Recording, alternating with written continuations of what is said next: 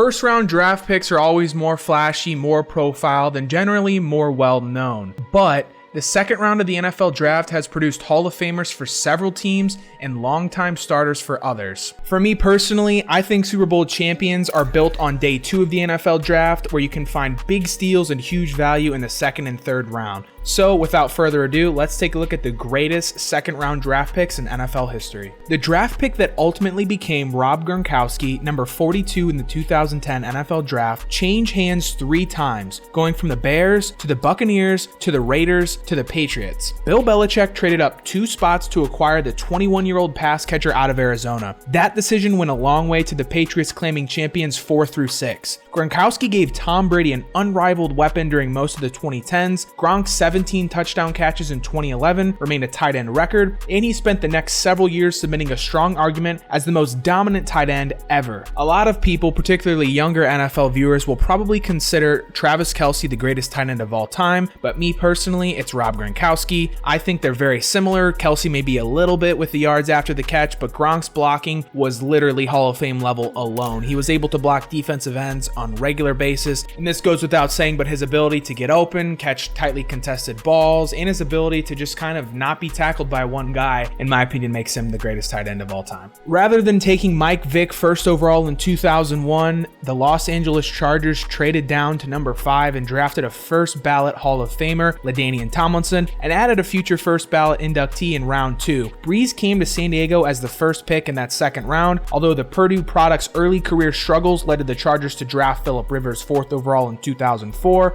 obviously complicating matters at QB. Brees was trending upward before the December 2005 shoulder injury ended his Bolts run. The Chargers only received a compensatory pick for Brees' 2006 exit when the Saints made the greatest free agent signing in NFL history. Again, this one is kind of easy as Drew Brees was a second round pick. He's undoubtedly a Hall of Famer and, the greatest quarterback in New Orleans Saints history. And he's just a phenomenal player all around. So definitely deserving on this list.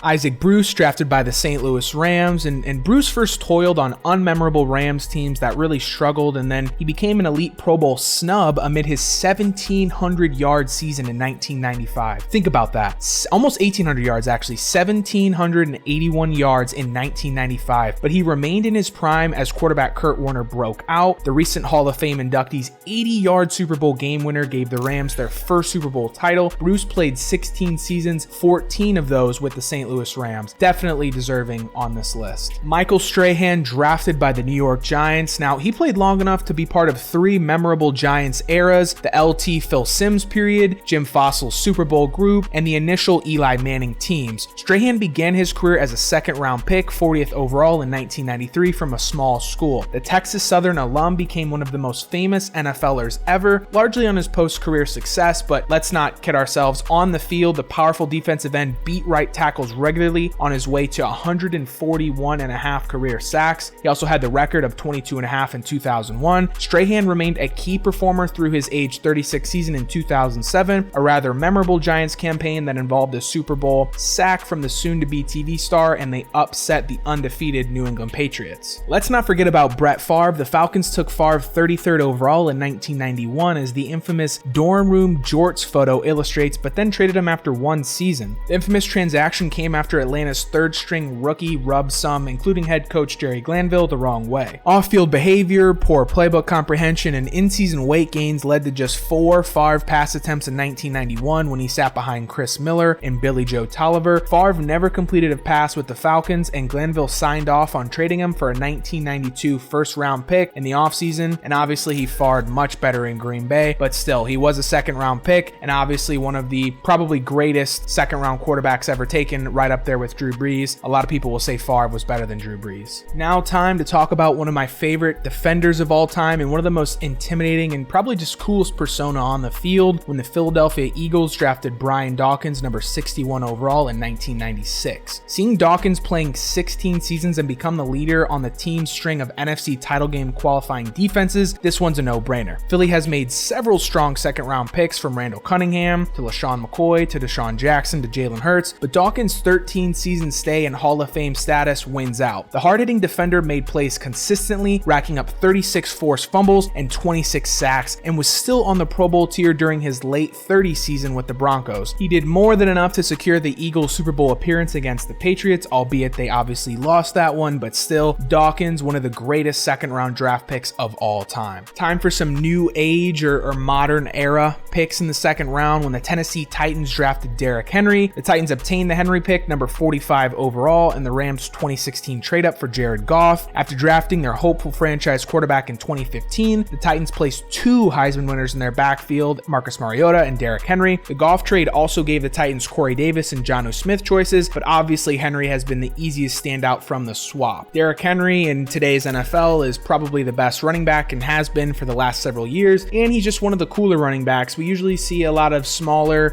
pass-catching running backs, quick running backs, but Derrick Henry reminds you of those guys that played in the late 80s, early 90s, pretty much all before the early 2000s, of guys that were just huge and they were just bulldozers. Another modern day one when the Seattle Seahawks drafted Bobby Wagner. The Seahawks managed to grab Wagner despite trading down 4 spots. On a very seminal night for Seattle, they selected Wagner in the second round and Russell Wilson in the third, but Wagner, the number 47 overall pick, became his class' most decorated player. Wagner took a publicity backseat to the Legion of Boom during the Seahawks Super Bowl years, obviously with that secondary, but the Utah State alum's prime has outlasted each Legion of Boomer. The do-it-all middle linebacker has more first-team All-Pros, 6 than any active player, and added a second-team honor with the Rams in 2022. Let's give some love to the Dallas Cowboys because obviously they don't get enough national media attention. The Cowboys bolstered their historically elite offensive line with a Division II guard, selecting Larry Allen, 46th overall in 1994. Larry Allen was one of the dominant offensive linemen on a Cowboys 1995 Super Bowl winning team. While playoff success eluded Dallas's dynasty henceforth, Allen became one of the greatest guards ever. The terrifyingly strong Sonoma State alum, yes, that's a Division II school, made 10 Pro Bowls from 1995 to 2006